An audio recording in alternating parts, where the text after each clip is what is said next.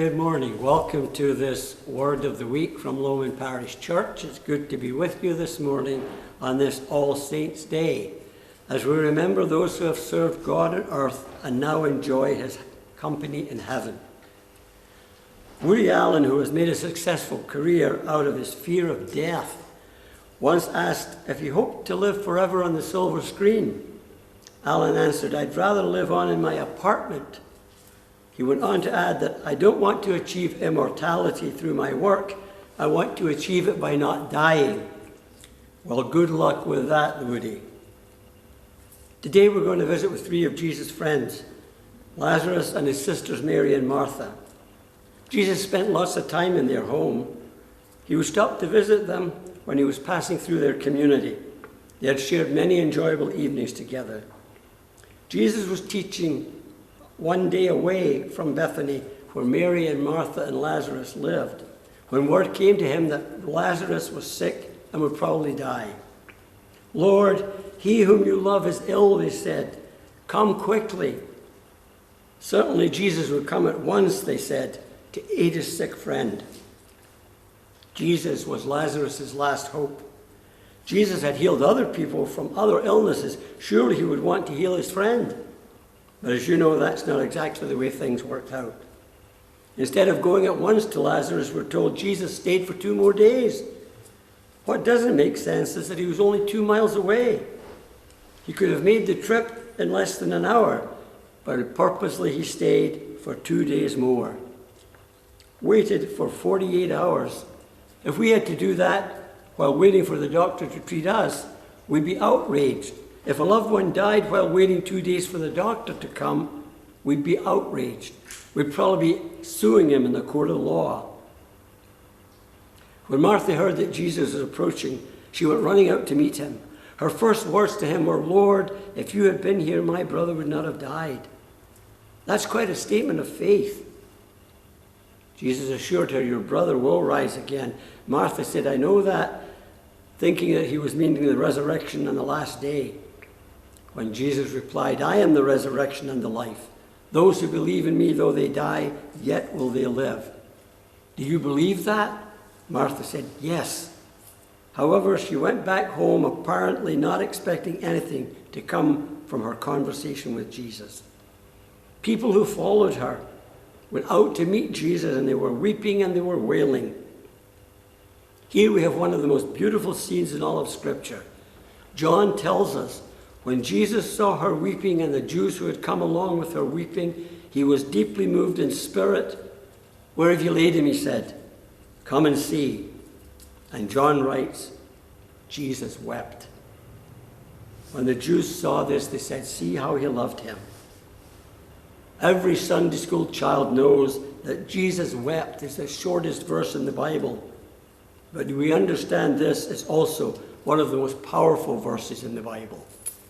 Tom Wright, in his Bible study guide, John for Every Man, asks this question.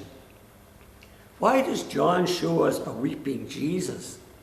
It's a good question. However, I believe most people are greatly impressed by a weeping Jesus. We may have snickered as children when we're asked to cite a Bible verse, and we always choose Jesus wept simply because it's easy to remember.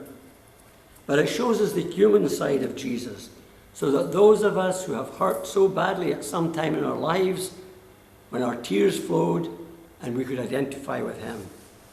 Anybody who has ever seen hurt knows what it is to cry, unless we're one of those sad people who have learned to smother any show of emotion, and that's an unhealthy practice. Jesus wept. Tears are natural, a healthy response to deep hurt. Of course, people weep for different reasons. In the period following the fall of apartheid in South Africa, the first president of the new South Africa, Nelson Mandela, appointed a Truth and Reconciliation Commission. The commission's task was to work toward the healing wounds of the South African people. Bishop Desmond Tutu, an archbishop in the Anglican Church, was named to head the commission. Public hearings were held at which victims told their stories of injustice and persecution while the nation watched and listened on TV. At one point, after a particularly painful testimony by a man who had suffered horrible pain, Desmond Tutu broke down in tears and began to weep, live and in colour for the whole nation to see.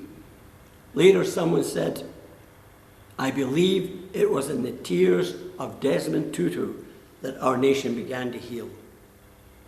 Don't you suppose that it was healing for some witnesses in the crowd who were mourning Lazarus' death when they saw Jesus break down as well? See how he loved him, they said. And Jesus did love Lazarus, just as he loves you and me. His tears are a reminder of the human side of the Master and his love for all of his children. Jesus' tears not only help us to relate to him, but it shows how able he is to relate to our experiences when we lose someone we care about. It hurts when you stand by the grave of someone you love. Robert Bowman tells a story that comes from a nurse in a cancer ward. Her name is Nan. Nan's story is about a young woman named Rebecca who was admitted to her ward and who had to come for chemotherapy.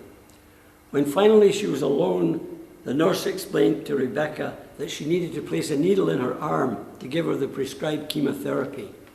It was then that she confessed she was terrified of needles, but would allow the nurse to inject her because she needed to live for her girls.